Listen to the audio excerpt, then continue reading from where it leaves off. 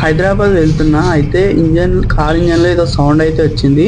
అయితే నాకు తెలిసిన ఫ్రెండ్కి ఫోన్ చేసి మంచి మెకానిక్ గురించి అంటే గండిమైసమ్మ నుంచి మేడ్చల్లే రోడ్లో అయోధ్య దగ్గర అయితే మంచి మెకానిక్ ఉండని చెప్పాడు.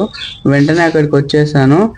కార్ చూసి ఏదో సౌండ్ వస్తుందని కార్ సౌండ్ విని వాటర్ పంప్ పోయిందని చెప్పిండు. అది ఓపెన్ చేయగానే ఫస్ట్ అందుకని కూలెంట్ అంతా ఇలా బయటకైతే వచ్చేసింది. చూస్తున్నారు కదా, ఆ బండి సౌండ్ చూసి మాత్రమే కరెక్ట్గా ఇది పోయిందనేసి చెప్పాడు. నేనే నమ్మలేకపోయాను. అది ఓపెన్ చేయగానే మొత్తం కూలెంట్ అంతా ఇట్లా కిందికి వచ్చేసింది. దాని తర్వాత బెల్ట్ కూడా పోయింది అన్నాడు. ఇది ఆయన షాప్ ఇదే. ఇక్కడ చూస్తున్నారు కదా, ముంగట కార్స్ కూడా ఉన్నాయి ఇంకా. అయితే అవి తీసుకొని ఇవి కొత్త వేయాలి అంటే సరే అన్న.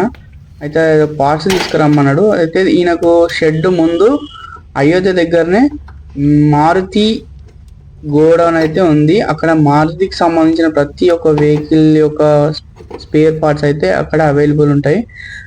మారుతికి సంబంధించి ప్రతి ఒక్క వస్తువు అయితే అక్కడ దొరుకుతుంది. చూస్తున్నారు కదా, ఇదే పంపు తీసాడు బయటకి.